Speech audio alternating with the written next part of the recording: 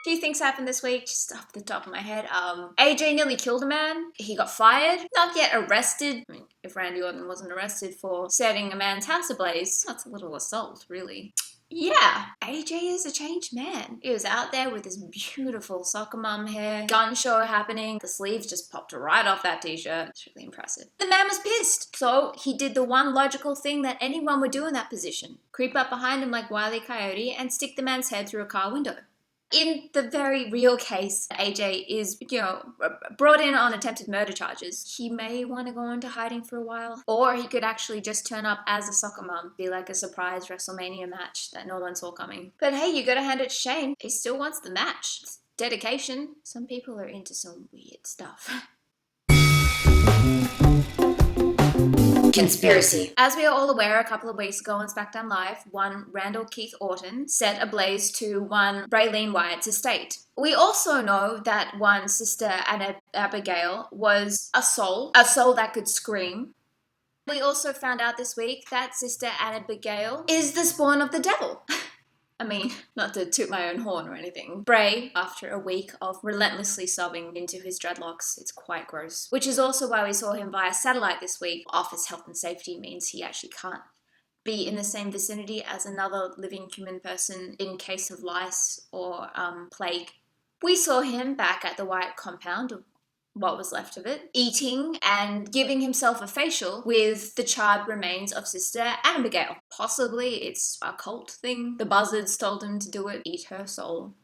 So here is where the investigation lies. Sister Abigail, first charred and now consumed by Brother Bray. Will she come back? Will Bray be transformed by her soot, become Abigail herself? Will someone else step in? And if that's the case, who?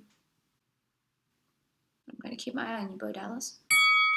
Just like a Shakespearean play, we have blood on SmackDown Live. The Mizers interviewed their special guests themselves. The Miz did a rendition of his impersonation of RoboCop John Cena. Maryse was pissed. Maryse was out for blood. You wouldn't want to face her in a dark alley. She wouldn't even need a knife. Just her ring and her fingernails claw. It's like some Teen Wolf shit happening. I long to be her. It's made official. It's Nikki versus the Mizers at WrestleMania 33. Nikki leaped into his arms, spun her around. Couple goals, really. I don't mean the whole romantic moment in the ring. I just mean getting to beat up another couple. It's couple goals.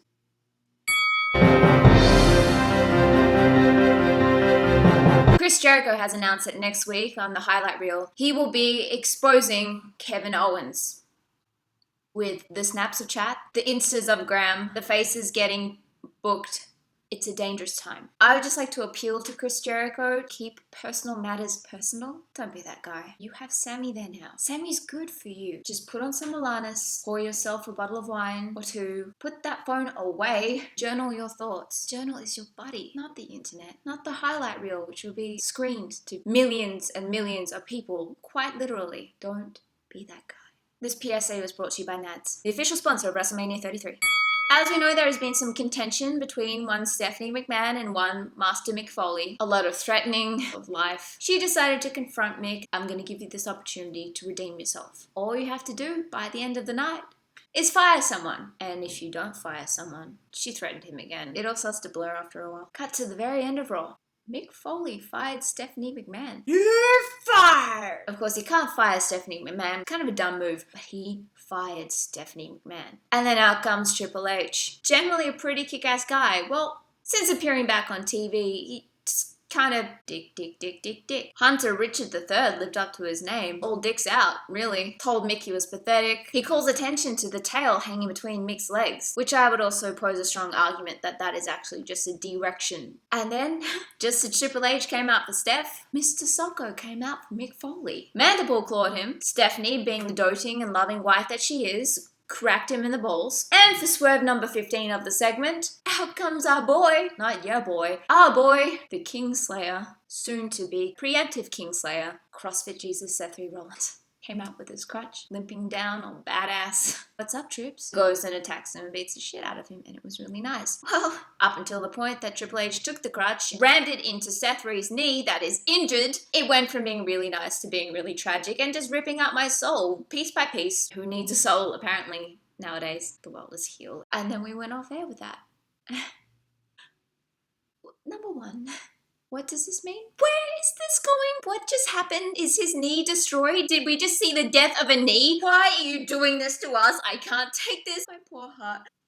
Point number 2. It has come to my attention, a very large portion on my spousal list. One Seth Rollins is partial creator of a large handful of those. I don't know what this means. I've never really been in this situation before. Falling for a real person. I don't quite know what to do with it. Is this normal? What are the segments gonna say? Will my segment babies accept him? I just need some time to figure this out. Ladies and gentlemen, Dana Brooke is a free woman. It's an interesting time in WWE. All of a sudden, these tiny caterpillars blossoming into these beautiful butterflies, kicking people in the face, general retaliation. Really heartwarming. Dana Brooke now joins the ranks of Luke Harper, Mick Foley, and now in the special Stockholm faction, they raise each other up to more than they can be. Proud of you guys.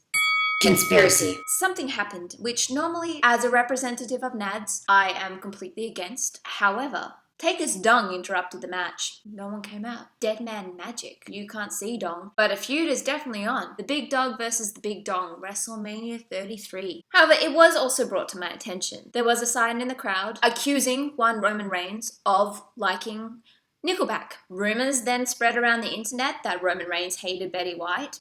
I don't know where it came from. And then it got me thinking, maybe this is just one huge conspiracy of a smear campaign against the Big Dog by the Big Dong. So ladies and gentlemen, if over the next few weeks you start to hear some horrible rumors, Roman Reigns thinks Hugh Jackman is scum, Roman Reigns thinks Adele is overrated, and Kanye should have won Artist of the Year.